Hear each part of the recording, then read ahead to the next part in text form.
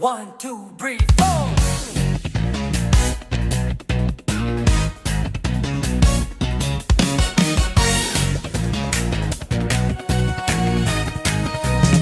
Gusto ko lang naman malaman mo na ang isipan ko'y gulong-gulo. Nagtatanong kung susundan ko siya dahil ang puso ko ay nabihag niya. Alam mo bang minamahal ko siya at tunay ang aking nadarama. Kahit ako'y nagmumukhang tanga ay ayos lang basta kasama siya.